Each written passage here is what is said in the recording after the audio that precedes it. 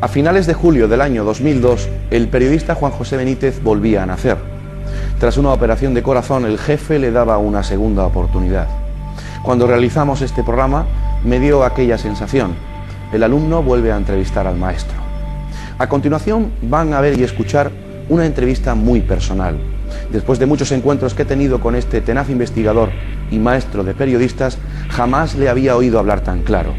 Juan José Benítez nos abre su corazón y nos habla de su Dios favorito, sin tapujos, sin dobleces, de un Dios que no castiga y que no lleva las cuentas, de un Dios mucho más cercano y de bolsillo. Acompañando a sus palabras, tal y como hizo en su libro Mi Dios favorito, se exponen una serie de fantásticas fotografías realizadas por el que es su hijo y también periodista, Iván Benítez.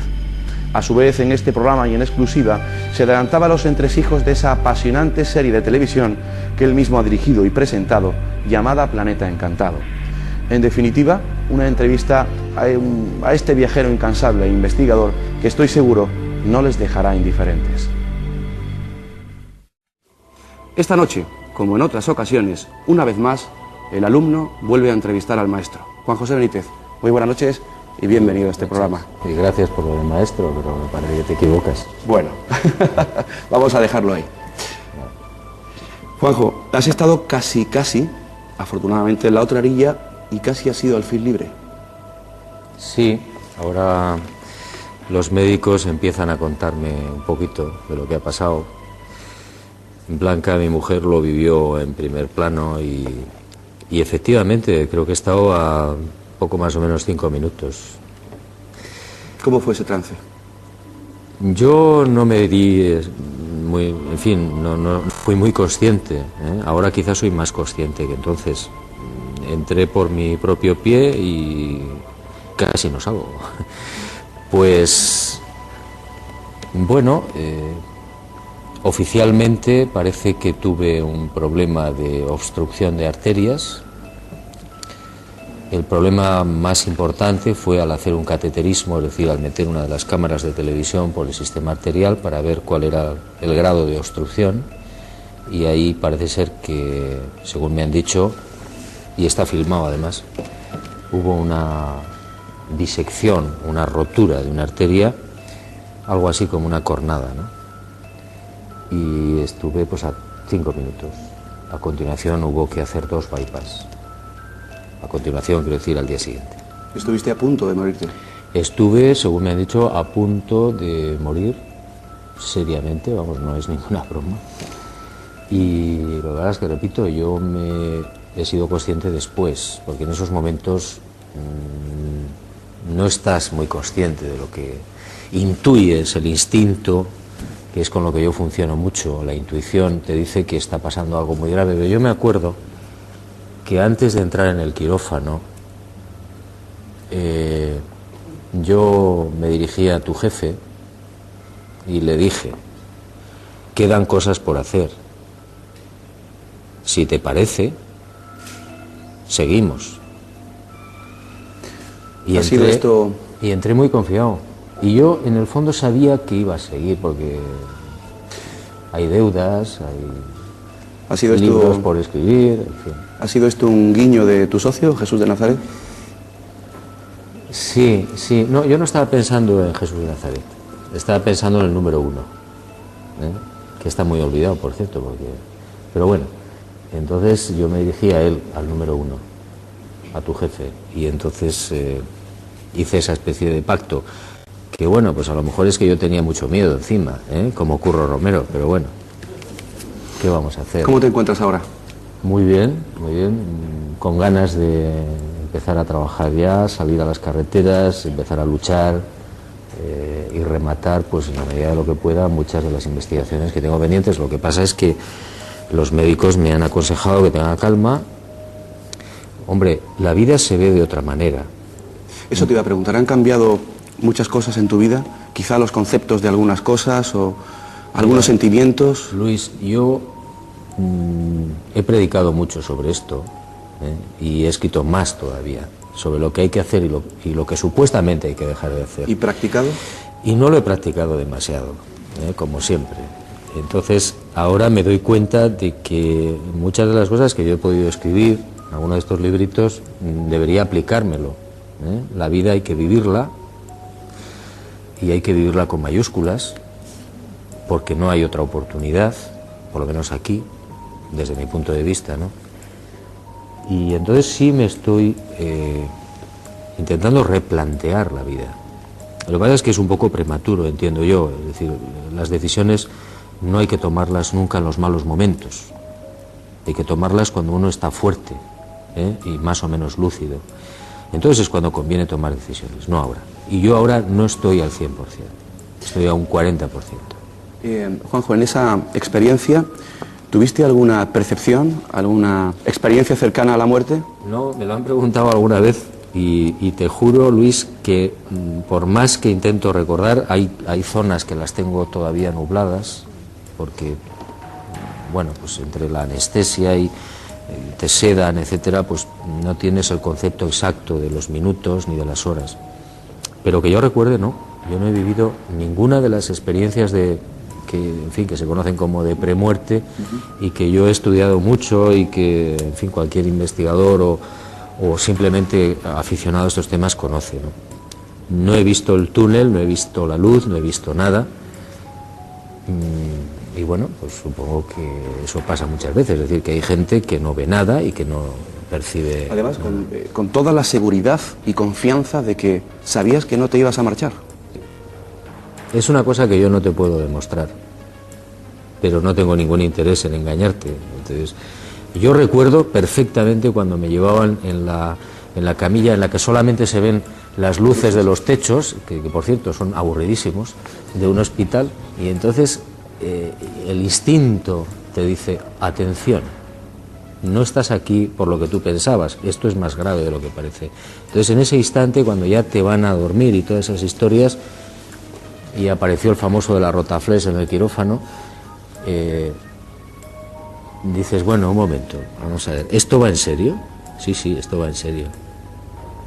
Bien, me quedan tantos libros por escribir y creo que me quedan algunas vivencias personales que no he terminado de rematar y ni siquiera, a lo mejor, ni siquiera las he vivido. ¿Te parece que las termine? Más o menos. Y yo en ese momento, antes de que me durmieran, sabía que no me iba a pasar nada. Luego los médicos me han dicho, bueno, la cosa estuvo chunga. Mi Dios favorito es el último libro que has escrito, que se ha publicado por la editorial Planeta. Y además, curiosamente, Juanjo, lo presentas en un día muy curioso. Coincide con el atentado de las Torres Gemelas en Nueva York. Yo lo pedí. ¿Lo pediste? ¿Y por qué? Yo se lo pedí a la editorial, le dije, quiero presentar este libro, Mi Dios favorito, el 11 de septiembre, justo al año del famoso atentado. Pues, en parte porque me pareció que mostrarle a la gente de buena voluntad y a todo el mundo, por supuesto, que el Dios que nos han vendido en las multinacionales de las grandes religiones es un Dios que puede conducir a actos como el del 11 de septiembre. El fanatismo. El fanatismo más radical y más absoluto. Y, bueno, de alguna manera quise contribuir muy poquito al hecho de que la gente piense que ese tipo de Dios no conduce a ninguna parte. Mientras tú y yo hablamos, vamos a ir viendo unas imágenes, unas extraordinarias fotografías hechas por tu hijo, por el periodista y fotógrafo Iván Benítez, que por cierto, ¿cómo ha sido trabajar con él? Bueno, pues Iván es un periodista profesional, es universitario, licenciado, pero a él lo que le gusta son las guerras y el gran riesgo. Y en un momento determinado, pues yo le ofrecí o le brindé o le pregunté si le apetecería ilustrar este libro y, por supuesto, acompañarme en otras historias, ¿no?, de investigación de mis temas. Y yo no sé si es que le pillé en baja forma o qué, me dijo que sí. No, yo pienso que él conoce bien mi trabajo y es una manera o un modo de periodismo que supongo que también apetece hacer de vez en cuando. Y no me equivoqué, yo creo que este joven es aparte de un gran profesional de la imagen, es muy intuitivo. Y entonces lee un texto o sabe o me conoce a mí o conoce una idea y automáticamente supo plasmarlo. Yo quería que en este libro las imágenes tuvieran tanto valor como la palabra. Es decir, que las imágenes que rezuma este texto puedan transmitir sentimientos, que creo que es una cosa muy importante. Vamos a ir viendo esas imágenes, como también vamos a ver la portada de este libro, fotografía impresionante, desde luego, que creo que, si mal no recuerdo, está hecha en Etiopía, esta fotografía, ¿no? Está hecha al pie de las cataratas del Nilo Azul, y hay una historia que nadie conoce de esa imagen. Yo estuve casi una hora al pie de la gran cascada, está toda el agua pulverizada pegándome en el rostro y en todo el cuerpo, y se ve perfectamente ahí. Lo que pasa es que no se aprecia la cascada porque estaba en otra posición con el sol. Y yo ahí hice algo que nunca he contado. No es una foto, no sé, pensando en un libro, en imágenes, no. Yo, al cabo de unos minutos, yo hice una vez hace muchos años una consagración a tu jefe. Yo me consagré a hacer su voluntad siempre. Y en ese momento yo ratifiqué esa consagración. ¿Cómo? Me puse en sus manos, me quedé ahí, cerré los ojos, dejé que el agua me empapara, el agua pulverizada, en un paisaje extraordinario, en una gran catarata del Nilo Azul. Y dije, bueno, yo una vez hace muchos años me consagré a tu voluntad diciendo, mi voluntad va a ser siempre la tuya, aunque no lo entienda. Y lo que hice fue ratificarlo. Es decir, bueno, aquello que yo te dije, aquello que yo me consagré, aquello que yo te prometí, lo ratifico. Estoy muy contento de haberlo hecho. No me arrepiento. Ese es el secreto de esa imagen que nadie conoce. Ni siquiera Blanca, mi mujer, lo sabe. ¿Cómo es tu Dios favorito? ¿Un Dios de bolsillo? Sí, podría ser la definición más cristiana y aproximada, ¿no? Es decir, es un Dios muy doméstico, muy útil, muy práctico, que te saca de apuros, si es que alguna vez hay que sacar de apuros a alguien, al que puedes dirigirte, con el que puedes hablar, a quien yo supongo que traiciono constantemente porque no cumplo, pero que es un Dios que yo puedo casi tocar, ¿no? Es un Dios de sentimientos, un Dios que no necesita palabras, que no necesita oraciones. ¿Somos todos Dios? Sí, claro.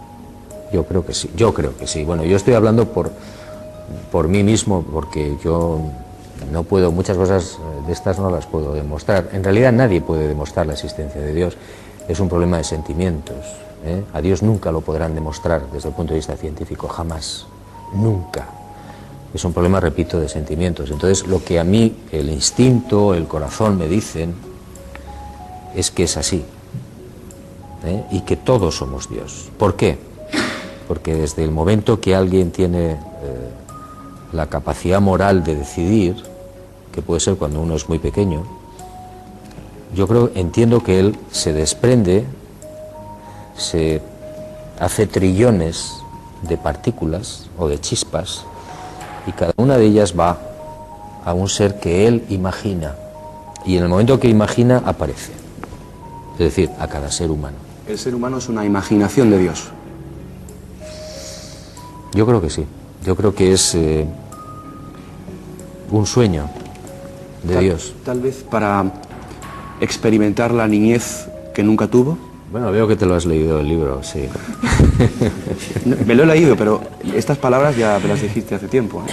Sí, es una... Yo funciono mucho por instinto, ¿eh? Aunque soy un hombre muy racionalista, muy analista, demasiado analista a veces, o casi siempre, enfermo del orden, etcétera, etcétera. El instinto no te engaña nunca. Por eso las mujeres son superiores a los hombres, siempre. Las mujeres son superiores a los hombres. Siempre, siempre. Por consiguiente, ¿Dios es hombre o mujer? A mí me gustaría que fuera mujer, pero son razones personales. No, hablando en serio, fíjate, Luis, todo lo que merece la pena, como digo yo ahí, me parece, todo lo que merece la pena en la vida o en el universo es curvo. Es más, la línea recta no existe, existen matemáticas, pero físicamente no hay nada recto. Entonces, todo lo que realmente merece la pena, si uno lo analiza, es curvo, incluso la luz es curva. Por tanto, desde esta especie de definición más bien profana y poco respetuosa, si se quiere, Dios tiene más de mujer que de hombre. Lo que pasa es que somos tan machistas y la sociedad humana está educada en el machismo desde la más remota historia, que no concebimos que Dios pueda tener más femenino que de varón. No nos gusta. A mí sí, pero por otras razones. A mí también. ¿Es cierto que Dios no tiene nada que ver con nuestro destino? ¿Que somos nosotros los que firmamos un, como tú dices, previo contrato? Es una de las ideas que yo tengo en el corazón hace ya bastantes años y cada día estoy más convencido de que pudiera ser así, es decir, que todo está escrito aquí, en este planeta, en este mundo o en esta vida, para ser más exacto, desde mi punto de vista. Repito, puedo estar completamente equivocado. Hay un instante en el que somos verdaderamente libres antes de nacer. Y ahí, desde mi punto de vista, insisto, se toma una decisión, se firma libremente lo que yo llamo, entre comillas, un contrato, porque no tengo palabras, y se cumple siempre. Entonces, levantar el puño contra los cielos es absurdo. Rebelarse contra el destino, contra la sociedad, contra uno mismo, no tiene mucho sentido. ¿Por qué? Está todo programado. Todo programado, hasta el más pequeño detalle.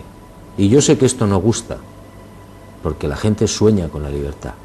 Y te la venden constantemente, en televisión, en los periódicos, en la política, en todas partes. ¿No crees en el sueño de la libertad? No, aquí no. Libertad es igual a información. Sí, el que tiene la información completa sí es libre. Y aquí nadie tiene la información completa. Nadie.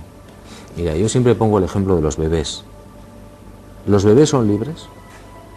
No. No son libres. Están al cuidado. Por su propia naturaleza. Y nosotros somos un bebé. Creemos que somos maravillosos, muy antiguos, el colmo de los colmos de la belleza y de la sabiduría. Y no es así, somos unos recién llegados. Por lo tanto, cometemos errores. Necesariamente cometemos errores, además yo creo que forma parte del plan. Y esto nos llevaría muy lejos, porque significa que el mal que existe forma parte de las reglas del juego. Que el mal está programado, justificado. Sí, aquí sí. Mira,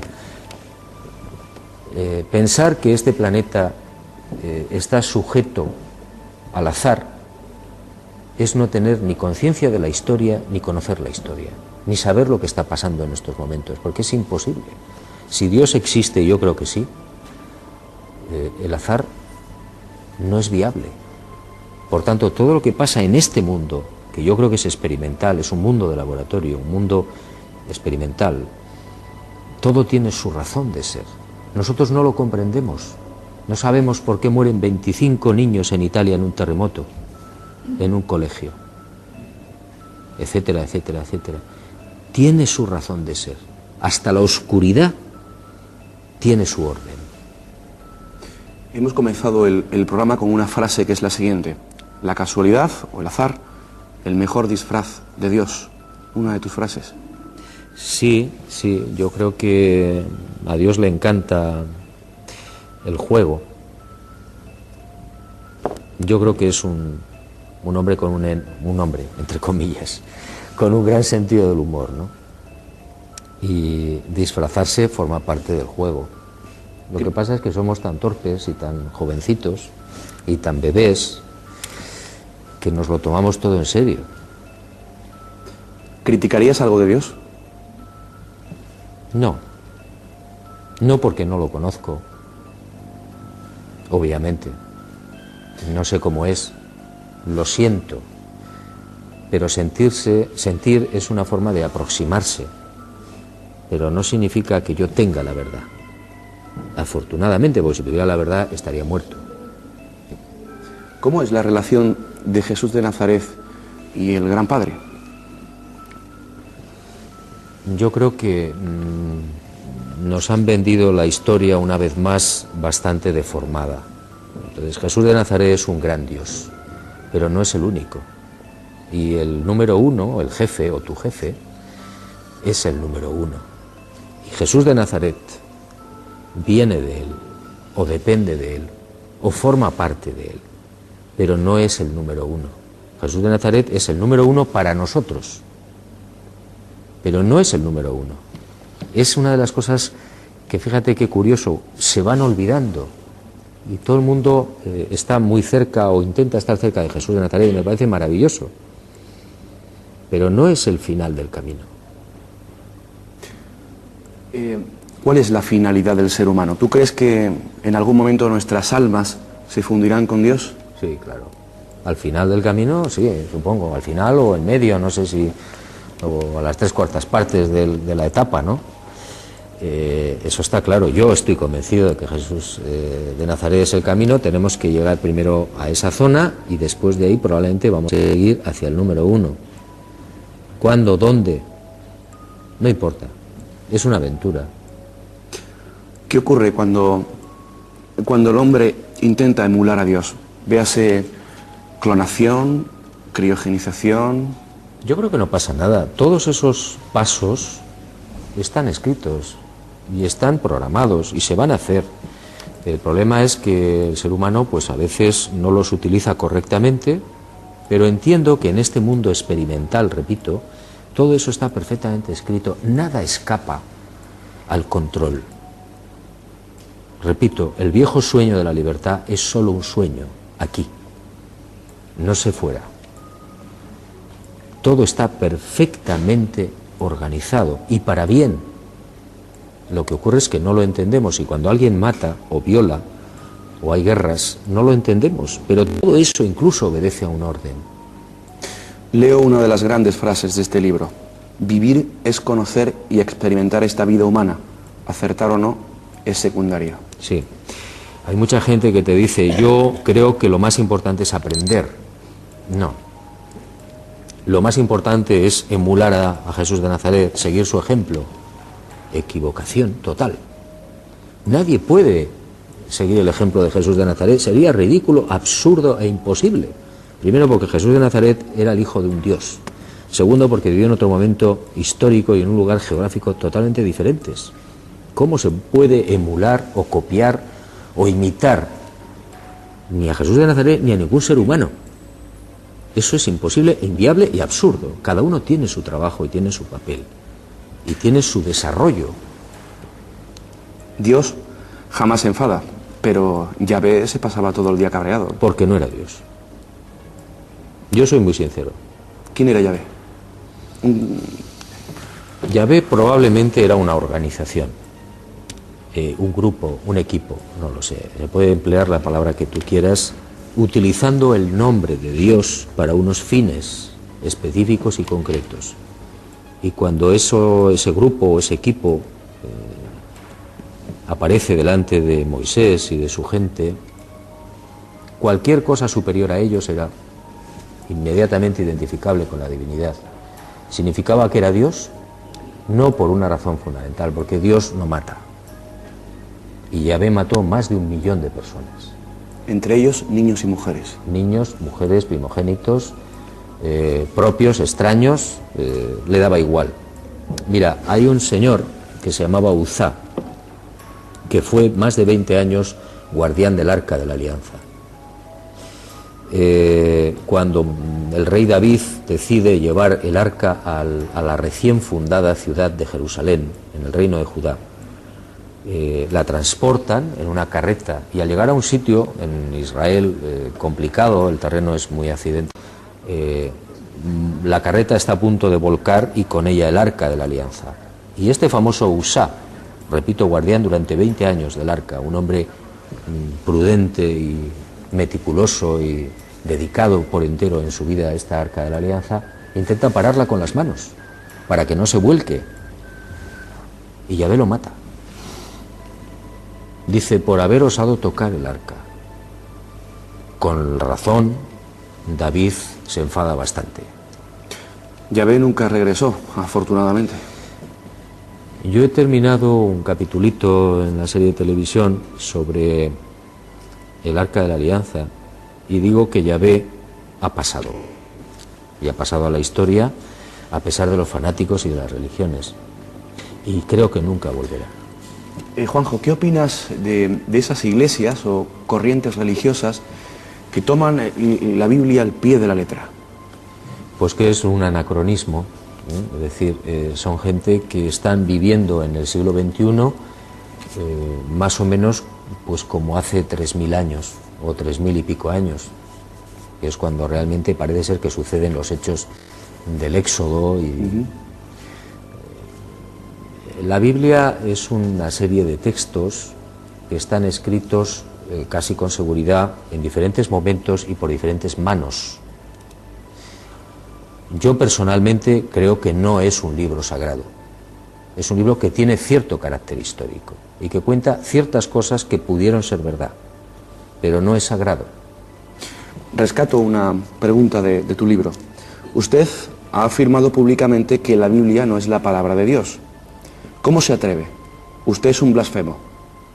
Sí, yo comprendo que haya personas que tienen su opción, que creen en esto, y me parece absolutamente respetuoso, y piensan que yo soy Satanás. ¿Cuántas veces te han llamado el anticristo? Por escrito, una o dos. JJ Benítez tiene el espíritu del anticristo y por eso habla el lenguaje del mundo y el mundo la escucha. Eso es un titular de prensa. Además, quisiera yo que el mundo me escuchara. Lo que pasa es que cuando uno dice cosas que no concuerdan con la filosofía de otras personas, pues es fácil destruir. Yo no digo que tenga la verdad, yo simplemente me limito a invitar a las personas a pensar por sí mismas, es decir, a dudar. Lo peor que puede ocurrir es que alguien se sienta en posesión absoluta de la verdad, porque nos puede llevar al 11 de septiembre otra vez. La duda es la que nos hace avanzar. La duda es el estado natural del hombre. Por eso somos imperfectos.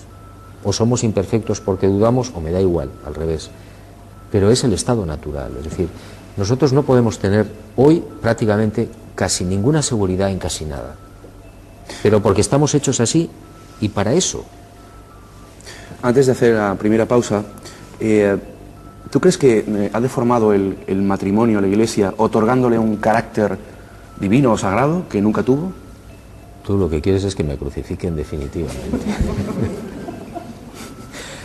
Cosa que a ti ya te da igual. No, a mí, como tú comprenderás, después de haber estado donde he estado, me da igual. Sí, mira, yo creo que en el matrimonio hay un gravísimo error de hace mucho tiempo y que lleva lamentablemente a las personas a un sufrimiento extra. Y es el sentirse en muchas ocasiones responsable de haber violado un sacramento, que es un sufrimiento, repito, añadido, y crea muchas veces situaciones muy dolorosas cuando el amor se acaba o se termina, o el contrato que hay entre dos personas, una pareja, concluye. La gente no se separa a veces, o no se separaba, pues porque lo dice la Santa Madre Iglesia. El matrimonio es un invento respecto a divino de la Iglesia. El matrimonio es un contrato entre dos partes o entre una pareja puramente terrenal y humano. Y eso, de hecho, se hacía así antiguamente. Las familias judías, por no irnos más lejos, contrataban entre dichas familias el futuro del hijo y de la hija en cuanto al matrimonio. Y eso ha sucedido en muchísimas culturas durante muchísimo tiempo, hasta que llega la Iglesia Católica, o la Iglesia, o los cristianos, para no puntualizar con el dedo, y dicen: esto lo dice Jesús de Nazaret. Lo que Dios ha unido, que no lo separe el hombre, etcétera, etcétera. Falso. Tergiversado. Completamente Manipulado. falso, totalmente manipulado. Jesús nunca pudo decir una cosa así. Juanjo, ¿el pecado original, una salida de tono? Bueno, yo tengo una interpretación que no es la que se da al uso, ¿eh? Creo que Adán y Eva es una metáfora mal pensada, peor traducida, copiada, y además copiada por los judíos. En fin, nos llevaría muy lejos. Yo creo que Adán y Eva existieron, que son mucho más recientes de lo que imaginamos. Aquí ya había mucha gente, y que yo entiendo que es una bellísima historia de amor. El jefe te sopló una fórmula en un avión a 33.000 pies. Sí, fue una experiencia muy interesante, muy divertida. 3 meses por América, volando sin parar. Y un día yo tuve la sensación o la necesidad de tomar un cuaderno de esos que yo llevo de campo y apuntar cosas que surgían solamente en los aviones a 33.000 pies, a unos 11.000 metros. Y ahí surge una conversación larga con el número 1. Con el abuelo. Con el abuelo, donde la mitad de las cosas parecen en sentido del humor, medio en broma, pero no son tales, ¿eh? Y hay una conversación, una conversación, podríamos decir, donde yo le pregunto cosas. Y parece ser que él responde, o yo creo que responde. Amor es igual a tengo porque doy. Sí, es una ecuación A igual a T por D. Cuando uno la analiza despacito, y si tiene una pizarra mejor, uno se da cuenta de que es una ecuación matemática con mucho sentido. Todo el que tiene amor de verdad, con mayúsculas, es porque lo que tiene, lo da. Y tiene, por tanto, porque da. Es decir, es una doble variante, es decir, tiene porque da, y eso significa amor. Y hay una relación bastante minuciosa en ese libro de qué cosas tiene Dios y por qué las tiene. ¿Hablamos de fe o hablamos de confianza? Hablamos de confianza. Yo creo que la fe es una palabra que también nos han vendido, que es un poco absurda, porque según los cristianos, fe es ver en lo que no se... creer en lo que no se ve. Y eso es un poco absurdo. Es decir, yo creo que hay que usar la inteligencia, hay que usar el cerebro, hay que ser racionalista en la medida de lo posible y creer en lo que uno ve. Por tanto, más bien irse a la confianza, ¿eh? La fe no tiene mucho sentido. ¿El Papa cree en Dios? El Papa cree en un Dios que se llama dinero y poder. ¿Para qué nos vamos a engañar a estas alturas? El Vaticano es una multinacional. Tú lo tienes claro. Yo lo tengo muy claro. Otra cosa es el pueblo. La iglesia básica, lo que es la gente que se está jugando la vida, los misioneros, la gente sencilla, no tiene nada que ver con la jerarquía o con determinadas jerarquías. Y el Vaticano es determinada jerarquía. Dejamos a mi Dios favorito aparcado un poco ahí, porque cuanto más desea uno una cosa, menos se cumple, y cuanto menos la desea, más posibilidades tiene de que se cumpla. Esto fue lo que te pasó a ti cuando te plantearon hacer esa fantástica serie, Planeta Encantado. Retirarte un poco de la vida de la investigación pública, ¿no? Sí, yo estaba ya pensando en una posible retirada. Llevo muchos años, 30 años investigando, dando vueltas por el mundo, he dado muchísimas vueltas, creo que he vivido mucho y a nivel personal ya demasiado, más de lo que pueda imaginar una persona normal y corriente, ¿no?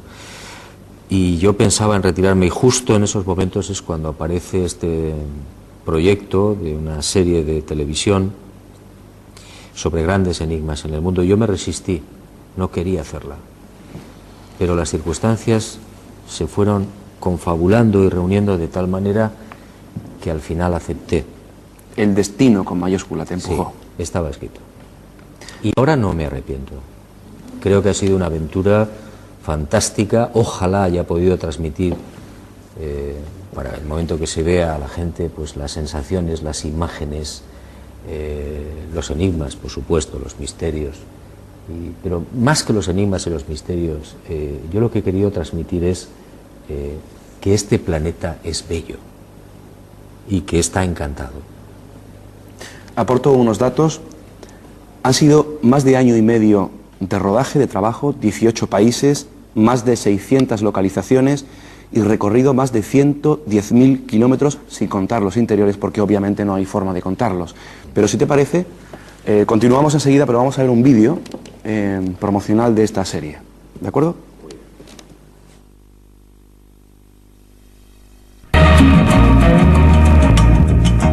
Después de 42 libros escritos y 30 años de investigación, Juan José Benítez se ha decidido a saltar al mundo de la televisión. Así nace Planeta Encantado, un ambicioso proyecto sobre los grandes misterios del mundo. Para su elaboración, el periodista y escritor ha recorrido más de 110.000 kilómetros, bebiendo directamente en las fuentes de 24 países, con un total de 600 localizaciones. ¿Sabía usted que el Sáhara fue un bello e inmenso jardín? ¿Sabía que en los actualmente agresivos desiertos de Libia y Argelia nació una remota y espléndida cultura de la que procede la actual Europa? ¿Sabía usted que la vida y palabras de Jesús de Nazaret fueron silenciadas y manipuladas? ¿Dónde se encuentra la enigmática y destructiva Arca de la Alianza? ¿Cuál fue el gran secreto de Colón? ¿Sabía usted de las formidables esferas de piedra de México y Costa Rica? ¿Por qué la NASA mintió en el proyecto Apolo? Planeta Encantado no es un proyecto como los demás. Planeta Encantado es una puerta abierta hacia lo más noble de la condición humana: la capacidad de soñar.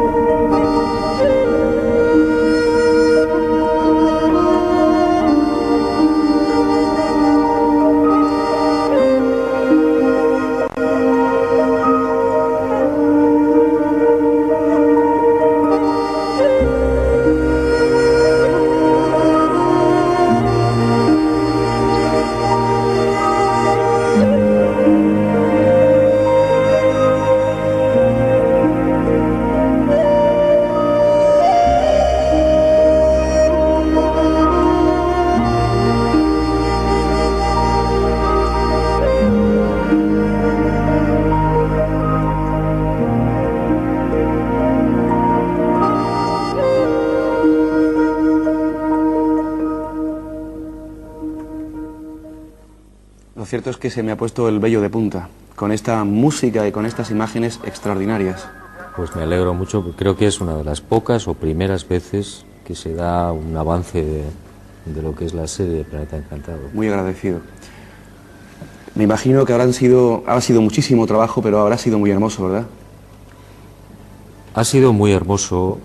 Hombre, ahora ya no recuerdas casi los malos momentos, pero también los ha habido, y complicados y difíciles. Pero en general a mí me gusta quedarme siempre con lo positivo, que en definitiva es lo que cuenta, ¿no? Lo negativo, bueno, pues aprendes en su momento, pero se borra, se olvida. Y es una serie en la que yo he tenido la oportunidad de viajar a sitios que no conocía, a otros que sí, de desentrañar leyendas, historias, enigmas. Aquí se cuentan 13 historias, pero como puedes imaginar han surgido muchas más que están ahí en la nevera, en la reserva, quizás algún día los cuente.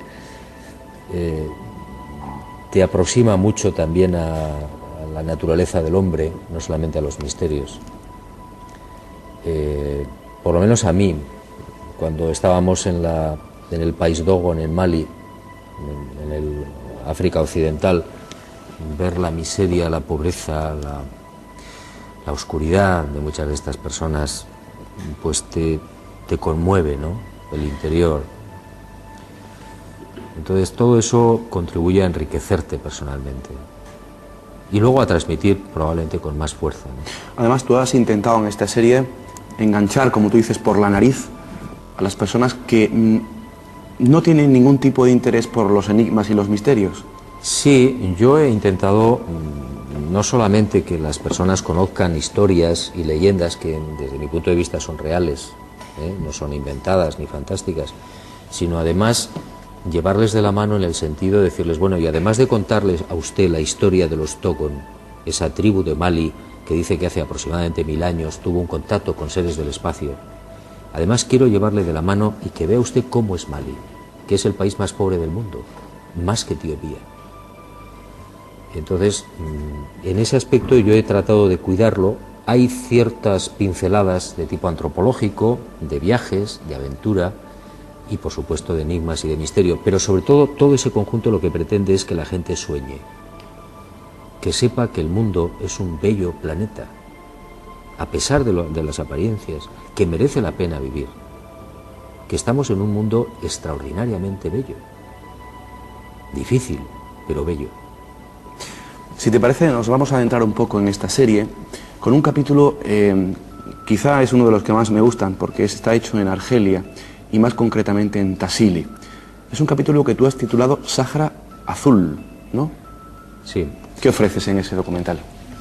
Bueno, Sáhara Azul en realidad son los 4 capítulos, hay 4 capítulos que están enlazados, ¿no? Enlazados, que son los únicos que están enlazados, que es El Anillo de Plata, Sáhara Azul, Sáhara Rojo y Escribamos de nuevo la historia. Sáhara Azul transcurre básicamente en el Tassili, en la meseta de Argelia, al sur de Argelia, 1800 metros de altura, desierto de piedra, muy fuerte, muy agresivo, y allí hay, que yo sepa, alrededor de 50.000 pinturas rupestres que tienen entre 5.000 y 10, 11, 9.000 años de antigüedad. Muchos de los espectadores de tu programa seguramente conocerán algunas de esas pinturas porque se hicieron muy famosas en los años 50 con uno de los... Tenemos preparadas unas imágenes que he rescatado de un documental por ahí perdido del mundo, de una expedición muy antigua al Tassili. Vamos a ir viendo esas imágenes mientras vamos hablando. Bien, pues lo que yo he intentado es llevarle al espectador a ese lugar, que es apasionante por sí mismo, difícil. No puedes subir en coche ni en todoterreno, tienes que subir andando y moverte andando en la meseta, son 15-20 kilómetros diarios de marcha, con un calor importante, con peligro siempre de las serpientes y de los, de los araclanes, de los escorpiones, etc. Bueno, pues ahí, hace 8, 9.000 o 10.000 años, eso era un jardín. Aunque parezca mentira, aunque cueste mucho trabajo imaginarlo, porque es un desierto, repito, de piedra, hace unos 10.000 años, 12.000 años después de la última glaciación, ahí las condiciones climáticas, las condiciones del suelo, etcétera, hicieron que toda esa zona y prácticamente todo el Sáhara fuera un auténtico paraíso. Había los animales de la fauna tropical y subtropical más interesantes, y ahí vivió gente en esa meseta y pintaron muchas cosas. Pero lo cierto es que Henry Lott, el antropólogo francés y por el que conocemos estas pinturas, se quedó corto. Se quedó muy corto. Yo conozco prácticamente un centenar de pinturas que difundió Henry Lott, que son las muy conocidas, como son el gran dios marciano, etcétera. Esas pinturas, esos seres con enormes escafandras, con trajes hinchados, que claro, hace 8.000, 9.000 años no había posibilidad de imaginarlos. Pero además de esas 100 conocidas, hay miles de pinturas relacionadas con lo que yo entiendo que son astronaves, fenómeno ovni, astronautas, tripulantes. Secuencias de abducción. Secuencias de abducción. Hay una especialmente en la que aparecen 4 mujeres negras que están siendo arrastradas por un señor con una escafandra, y a su espalda, a la espalda de este individuo, hay un objeto de forma ovoide que está en el suelo, del que salen llamaradas. Claro, cuando se han analizado la datación de esas pinturas, se ve que la antigüedad es, repito, de 8, 9.000, 10.000 años. Lo que tú haces en este reportaje es primero mostrar las pinturas de escenas normales, que además tienen una fidelidad extraordinaria, ¿verdad, Juanjo? Sí, es uno de los detalles fundamentales para poder entender lo que pasó allí y lo que está pintado. Los artistas, los pintores de la Edad de Piedra, de hace 9000 años, pintaban y pintaban muy bien lo que veían. Entonces hay imágenes de animales, de jirafas, de vacas, etcétera, etcétera, con un detalle maravilloso, se ven hasta las pestañas, las pezuñas, es una gran fidelidad. Y eso significa, por lo menos para mí, que si esta gente pintaba con semejante fidelidad lo que veía a su alrededor, cuando pinta al lado de estas jirafas o de estos antílopes, un señor con escafandra, con un cinturón, con botas, con guantes, donde se ven las arrugas del traje hinchado, con antenas, significa que lo estaba viendo, porque no se lo puede inventar. ¿Y esto qué significa? Que hace 8000, 9000 o 10.000 años descendieron unos seres que no eran humanos y se mezclaron con la gente de Tassili, de esa meseta. ¿Qué les enseñaron? Pues podemos sospechar o suponer muchas cosas. De ahí pasamos al desierto de Libia, el capítulo titulado Sáhara Rojo, y allí te encuentras con una gran sorpresa. En el desierto del Cesat, en Aramet, en el suroeste de Libia, allí te encuentras una gran sorpresa, unas figuras egipcias. Sí, sí, sí. En el Mesac de Libia y en el propio Argelia y en otros muchos sitios hay unas pinturas y grabados. Los grabados son incluso más antiguos que las pinturas rupestres, donde lo que uno observa son egipcios, o al menos lo que nosotros entendemos como perfiles egipcios, como barcas egipcias, los famosos ureus, o las cobras que salen de la cabeza, carros auténticamente egipcios, con la indumentaria de los conductores egipcios. Pero claro, la antigüedad de esas pinturas es también de 8, 9.000 o 10.000 años. Y están a 2.000 o 3.000 kilómetros del Nilo. Y luego la cultura faraónica, según conocemos, comienza en el 4500, ¿no? Antes de Cristo. Claro. Es decir, los primeros faraones, el primer faraón de la primera dinastía tiene aproximadamente 5.000 años. Y entonces no concuerda. Si ahí tengo yo unas pinturas de egipcios, entre comillas, que tienen 9.000 y 10.000 años y están a 3.000 kilómetros del río Nilo, significa que en ese lugar, en Libia, en Argelia, había una cultura que probablemente, que es lo que yo digo en el documental, emigró hacia el Nilo y hacia otras direcciones, otros lugares, cuando llega la desertización. La desertización llega hace aproximadamente 4.000 y pico años. Seguimos, perdona Juanjo, seguimos viendo imágenes de Tassili, ¿no? En Argelia. Sí. Eso es Yabaren. Yabaren. Es una de las zonas de la meseta de Tassili donde hay, repito, miles de pinturas. Lamentablemente el señor Henry Lott muchas de ellas las destruyó porque utilizaba unos calcos para llevarse las pinturas a París, y lo que hacía era, al quitar el calco, arrastraba la pintura consigo, ¿no? Y muchas de ellas están lamentablemente destruidas. Pero bueno. ¿Te acuerdas, Juanjo, que yo te comentaba algo esta tarde sobre un ser ingrávido? Sí. Ese es el que vemos en pantalla. Sí, ese que hemos visto en pantalla. Estos son los que llaman los nadadores, que son individuos que están flotando en estado horizontal, con trajes extraños, en posiciones ingrávidas, y que, bueno, pues nadie sabe exactamente qué significan o qué representan. Pero cuando alguien está metido en el fenómeno OVNI, te das cuenta inmediatamente, ¿no? Que alguien está pintando algo que ha visto y que le llama mucho la atención. Yo incluso ahora tengo dudas de si realmente esto lo pudieron pintar los propios nativos, los naturales que había en el Tassili, o si fueron los propios astronautas quienes lo pintaron, por una razón muy simple. Porque lo que yo entiendo como el concepto de abstracción es extraordinariamente importante. Es decir, uno puede pintar lo que ve, pero hasta cierto punto, porque uno tiene que entender y comprender qué es una arruga. Y en un traje hinchado, para un señor de la Edad de Piedra, hace 8.000 o 10.000 años, el sentido de la arruga, o de un traje hinchado con cierre en las muñecas, no es fácil de entender. Nosotros sí lo entendemos, pero la capacidad de abstracción de esa persona es lo que a mí me entra en serias dudas. Por tanto, pienso como hipótesis de trabajo que a lo mejor quien lo pintó fueron los propios astronautas. Si estas pinturas tienen realmente 9.000 años de antigüedad, me imagino que los arqueólogos se pondrán muy nerviosos. Los arqueólogos se ponen muy nerviosos con muchísimas cosas. Ese es el gran dios marciano, el que estamos viendo ahora, que está muy destruido. ¿Qué opinan los arqueólogos de esto, Juanjo? Los arqueólogos no creen en el fenómeno ovni. Evidentemente. En su mayoría. Hay excepciones.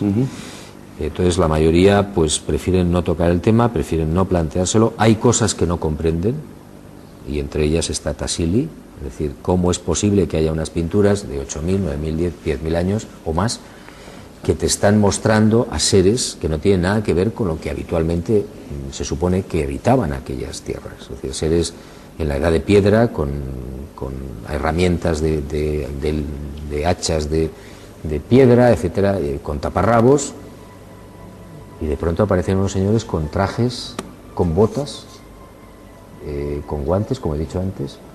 Claro, los arqueólogos dicen, no es viable.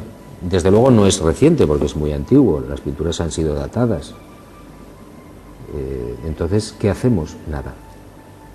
Se quedan mudos y no opinan, porque significaría perder su cátedra, su prestigio, etcétera. ¿Tú aportas análisis de esa antigüedad en el capítulo de la serie? Sí, no yo. Esos análisis están hechos hace mucho tiempo por diferentes universidades, una de ellas, sobre todo la de Roma. Hay un profesor que ya murió hace bastante tiempo, que ya hizo las dataciones con carbono 14, y entonces está muy claro, entre 6.000 y 10.000 años, puede que más. Hay dos capítulos, uno es escribamos de nuevo la historia, y ese anillo de plata. Sí, el anillo de plata, lo que yo hago es contar una pequeña historia, muy resumida, de cómo encuentro este anillo, dónde lo encuentro y las características, digamos, extrañas que tiene. Cuando se hacen unas pruebas de termovisión con cámaras especiales del anillo, uno encuentra que tiene alrededor, que no se puede ver a simple vista, un halo de luz blanca, que nadie sabe de dónde viene ni cómo es posible que se pueda formar, porque ningún anillo tiene esa capacidad, y este la tiene. Y además está en un antiguo lenguaje bereber. Está en un lenguaje bereber que es además lenguaje binario, unos y ceros, 9 unos y 9 ceros intercalados, y es el lenguaje que yo me encontré en el Tassili, en las paredes, en las rocas, un lenguaje tan antiguo como las propias pinturas. Porque recordemos que ese anillo lo encuentras tú buceando en el Mar Rojo, en la península del Sinaí, en el año 96, pero de ahí tú sacas unas coordenadas que dan como resultado Tassili. Exactamente.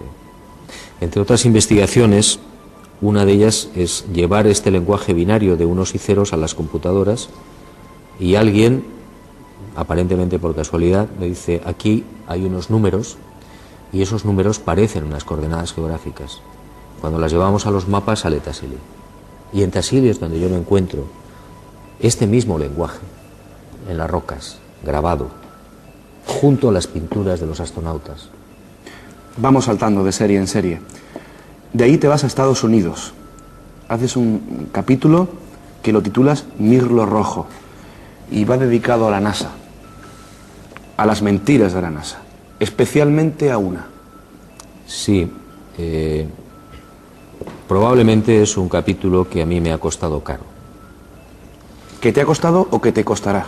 Que me ha costado caro. Bueno, nunca se sabe, me puede seguir costando más caro todavía, pero bueno. Pero yo entiendo que hay que ser valiente y que no son tiempos para andar con rodeos. Yo lo que hago es exponer en ese documental de 50 minutos lo que a mí me cuenta otra persona y lo que yo investigo hasta cierto punto, pero básicamente la información de Mirlo Rojo es lo que a mí me cuenta un militar norteamericano. Este hombre durante una serie de años me explica que lo que ocurrió en el proyecto Apolo, en la conquista de la Luna, no es lo que nos han contado. Y no es lo que están diciendo ahora los medios de comunicación, hoy o ayer o antes de ayer, Parece como una campaña orquestada, ¿eh? Sí, yo no tengo nada que ver con NASA, te lo puedo asegurar. No tienes nómina con ellos, ¿no? No tengo nómina, al contrario, creo que no soy muy bien recibido, pero bueno. Lo que me cuenta a mí este señor, y que ahora repito, NASA está diciendo que es que quiere demostrar que se llegó a la Luna, y se van a gastar no sé cuántos miles de dólares en demostrar que es verdad que se llegó a la Luna. Y yo, en mi hilo rojo, lo que digo es que sí se llegó a la Luna, pero pasaron cosas que no nos han contado. Hay una especial sorpresa en ese documental. Hay una especial sorpresa que espero que la gente le deje un poco pensativa. Juanjo, tenemos que irnos a publicidad, de ahí saltaríamos ya a México, a Costa Rica, a ver y filmar y fotografiar esferas, unas esferas de piedra, Sí, las esferas de nadie. Las esferas de nadie son unas gigantescas esferas de piedra, algunas de hasta 5 metros de diámetro, que hay en la sierra de Ameca, al este de México, y luego en las selvas de Costa Rica. Que por cierto ahí casi te cuesta la mano, ¿no? Me costó prácticamente la mano derecha, casi, bueno, afortunadamente la muevo. Tuve un simple accidente en la selva, alguien me dio con un machete enorme y perdí el tendón extensor, pero me operaron allí mismo en San José y parece ser que afortunadamente pues he recuperado la movilidad, pero fue también un susto importante. Después la isla del fin del mundo, Pascua. La isla de Pascua. Sí. En Pascua hay más de 2000 libros escritos sobre Pascua. Cierto. Hay cientos de documentales. Entonces yo me pregunté, ¿por qué tengo que rodar en la isla de Pascua? Y había algo, el instinto otra vez, que me dijo, tienes que ir, no solamente por la belleza de la isla y de lo que contiene. Entonces me puse a darle vueltas, a pensar, a estudiar, y me di cuenta de que la historia como tal del principio de la primera migración humana a la isla no se había contado, creo yo, en imágenes lo suficientemente bien, o por lo menos no se había contado incluso. A niveles de textos y de científicos hay mucho escrito, pero a nivel popular, de divulgación, de televisión, estaba medianamente, creo yo, contado. Pero en síntesis, Juanjo, de Pascua saltábamos a el Perú. En Perú haces unas cosas muy bonitas, hay unas extracciones de piedras en un lugar. Bueno, cuéntalo si quieres. Sí, nos llevamos una gran sorpresa. En el Perú yo quise rendir un pequeño homenaje al doctor Javier Cabrera de Arquea, que es un señor que estuvo investigando y luchando prácticamente en solitario por unas famosas piedras grabadas de Ica, toda una biblioteca en piedra,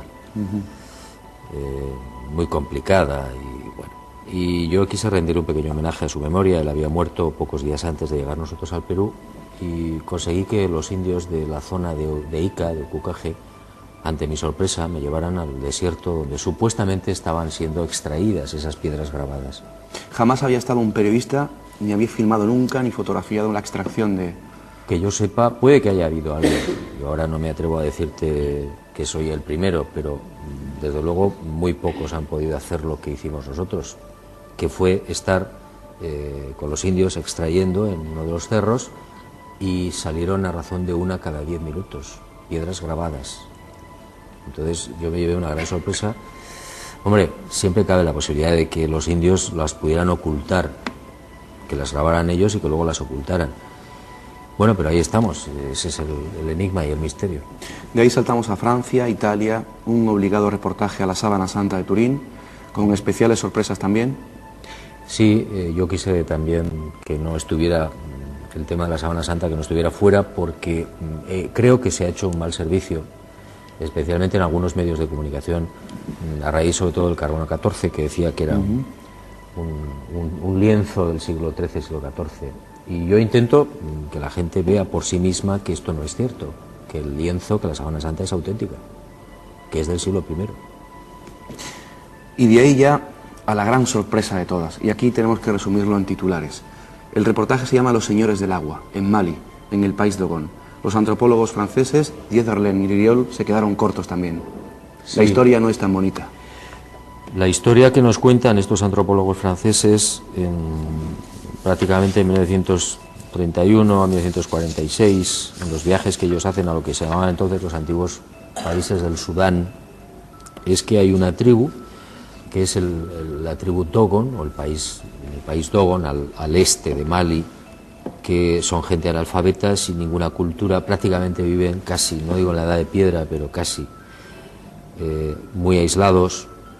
Y estos señores le cuentan a estos antropólogos franceses, especialmente a Marcel Griol, que bueno, hace mucho tiempo, más o menos yo he podido calcular que unos 1000 años, hace 1000 años, bajan unos seres, establecen contacto con ellos, les enseñan una serie de cosas, dicen que vienen de la estrella Sirio, son gente, repito, analfabeta, que no tienen ninguna posibilidad de tener cultura, por lo menos la cultura de Occidente, no tienen sistemas ópticos, ni telescopios, ni nada parecido, y sin embargo conocían la existencia de Sirio B, por supuesto de Sirio B y de Sirio C, con sus órbitas, su densidad, bueno, una serie de datos. Sirio C descubierta hace 6-7 años. 1995. Bueno, yo profundizo, hablo con ellos, me voy a las aldeas, hablo con los Dogon, y Marcel Griol me doy cuenta de que no contó toda la verdad. Hay una serie de cosas terroríficas de ese encuentro con los hombres peces.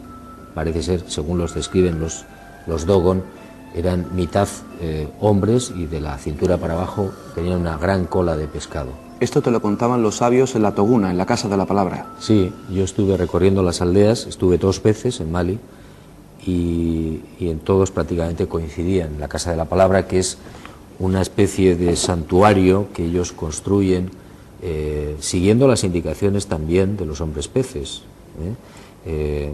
con 8 columnas, a 1 metro, 1,10 metros de altura está el techo, precisamente para que todas las discusiones, puesto que están sentados, transcurran en paz. Si te fijas, la gente se pelea de pie, nunca sentados. Entonces, hay una serie de información que les van proporcionando, que son muy interesantes, muy curiosas, pero hay una de las cosas más dramáticas, que repito, no lo contó Marcel Griol, y es que estos seres del espacio, supuestamente de Sirio, terminan matando a cientos de Dogon. O sea que entre col y col, cientos de asesinatos. Cientos de asesinatos, además les extraen la sangre. ¿Cómo lo hacen? Ellos me contaban que les introducían algo por la nariz, no sabemos si dedos, o si algún aparato, o si algún tipo de lengua bífida, y los mataban. ¿Hay un cierto paralelismo con el mal llamado chupacabras? Sí, las descripciones que ellos me hacían de estos seres es que tenían también los ojos rojos, que proyectaban una luz. Un haz de luz, ¿no? Un haz de luz, exactamente igual que las descripciones del siglo XX y XXI, con la capacidad de transformarse, de inmovilizar a las personas y sobre todo de la extracción de la sangre, claro. Yo, si quieres, Juanjo, te propongo para un próximo programa hablar exclusivamente del fenómeno OVNI, si quieres, y sobre este asunto, el de Mali, porque ahí hay mucho que hablar. Y terminamos con un obligado reportaje a tu socio, a Jesús de Nazaret. Pues me parece muy bien. Hiciste un reportaje, ¿no? Sí, quizás también uno de los más duros, de los más comprometidos. No sé por qué, el instinto me decía que también era interesante rodar en Israel, rodar en Jordania y mostrarle a la gente pues algunos de los pasajes que desde mi punto de vista están manipulados, tergiversados, censurados y silenciados en los evangelios sobre todo. Desde el momento del nacimiento, que yo creo que no es correcto, no nació en Navidad, no nació en el año 0, el año 0 no existe. ¿Nació en el mes de agosto? Probablemente nació el 21 de agosto, que es un aniversario que tú sabes muy bien que yo celebro, que debo ser de los pocos que celebra 2 veces la Navidad. Y nació en el año -7 seguramente, el año 0 es un invento, es un error, mejor dicho, de la Iglesia Católica, involuntario en este caso.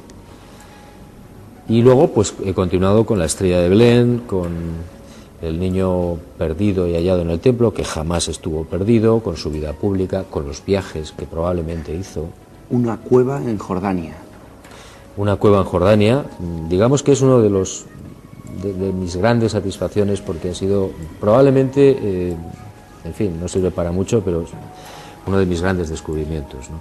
En el norte de Jordania, a 4 o 5 kilómetros del río Jordán, hay una cueva donde parece ser que Jesús se retiró después del bautismo. Jesús se bautiza en el Jordán y se aleja al desierto. ¿40 días y 40 noches? 40 días y 40 noches, pero no en el desierto, sino en unas colinas llenas de olivos, donde había una cueva, donde hay una cueva, donde él vivió, sencillamente. Muy cerca había una aldea que le suministraban el alimento. Como puedes imaginar, 40 días sin comer no lo resiste prácticamente nadie. Entonces, lo del ayuno es un cuento chino. Jesús no ayunó para nada, se alimentó exactamente igual que los demás y se dedicó a cosas más importantes, como era la capacidad de decidir o de planificar o de planear su inminente vida pública. Antes de dar paso a las llamadas y las posibles consultas de público,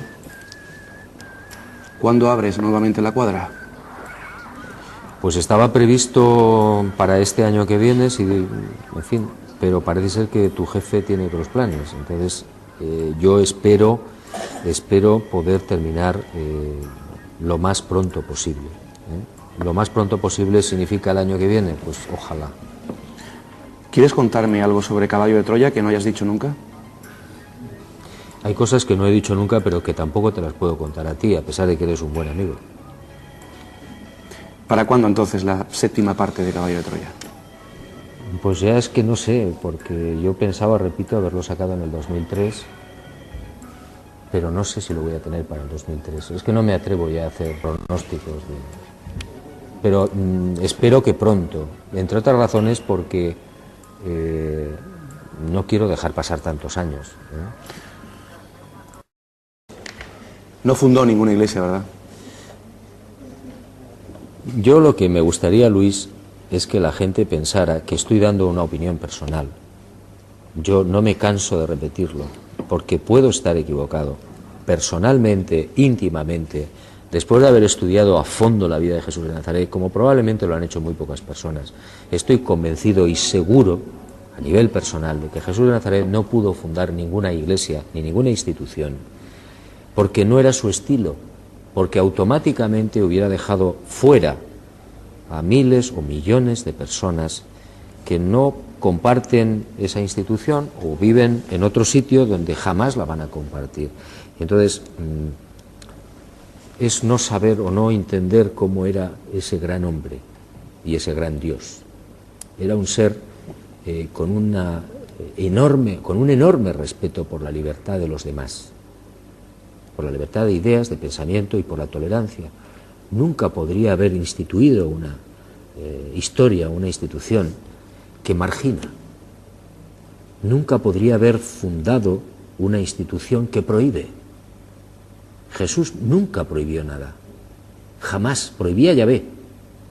Él no. Al contrario. Y si te fijas, las instituciones, sea la Iglesia Católica, las cristianas, cualquiera, me da lo mismo, pues son exactamente iguales todas. No se corresponden con el mensaje de Jesús. El mensaje de Jesús está enterrado. ¿Te emociona hablar de él? Me emociona todavía porque yo he llegado a tener un especial cariño por él, quizás a base de estudiarlo, de perseguirlo, de investigarlo y de otras cosas. Entonces hay una especie de compenetración profunda con él. Y fíjate qué curioso, que yo a veces me da pena porque me olvido de él en beneficio del número uno, que entiendo que es el gran olvidado. Hoy ninguna iglesia habla del número uno, hablan de Jesús, que me parece muy bien, pero Jesús es una vía. Él lo dijo, yo soy el camino. ¿Cuál es tu secreto? ¿Le pides cosas? No, yo hace mucho tiempo que no pido. El secreto entonces es no pedir. El secreto es no pedir cosas materiales, es una pérdida de tiempo. Y además te lo digo por experiencia, lo que hay que pedir es información. Cuando uno no sabe una cosa hay que intentar que le respondan. Información, respuestas, información. ¿Señales? Señales. Esas para mí son importantísimas. Que por cierto, ¿has visto la película? Sí, la he visto. ¿Y qué te ha parecido? Lamentable. Cabreado. Me enfadé mucho. Mi hijo Iván me lo advirtió. Me dijo, no vayas a verla que te vas a enfadar. Y creo que tú también me lo comentaste. Sí, te lo dije. Técnicamente yo no tengo ninguna, vamos, desde el punto de vista cinematográfico yo creo que está bien, es muy digna, pero desde el punto de vista del mensaje interno, los seres no humanos, los extraterrestres no son así. Ni tienen nada que ver con eso. Es decir, a mí me da la sensación de que hay como una orquestación a nivel de grandes potencias, no lo sé, para ir concienciando a la humanidad de que esos seres existen, pero además son un peligro. Y eso es falso. No son un peligro, porque si lo fueran, estaríamos vendidos ya. Claro. Los ovnis vuelven a la palestra informativa. En esta última semana... Yo creo que nunca se han ido, ¿eh? Lo que ocurre es que los medios de comunicación están en otra historia, no se hacen eco de las noticias que hay a diario, y tú lo sabes muy bien. Pero bueno, de vez en cuando no hay más remedio, porque ya son películas tan aparatosas y noticias tan escandalosas que no se pueden ocultar. ¿Tú crees que sigues creyendo que lo tuyo sigue siendo pintar? Sí. Es más, a raíz de este amargo trance, yo me he replanteado el retirarme y pintar. Pero claro, yo tampoco puedo olvidar que a la puerta del quirófano yo hablé con tu jefe y le dije, ¿te parece bien un plazo para acabar lo que está sin terminar? Y yo entendí que dijo que sí, por tanto tengo que cumplir. ¿Cómo va el Club de la Mágica Fe? Pues supongo que bien. Hay mucha gente que despierta, que se va dando cuenta de que la vida no es lo que nos han contado, que es algo mucho mejor, y siguen escribiendo mucha gente que incluso me preguntan ingenuamente que dónde sacan el carné, ¿no?, para el club. Y bueno, pues les tengo que explicar que no, que el carné ya lo llevan dentro, ¿no?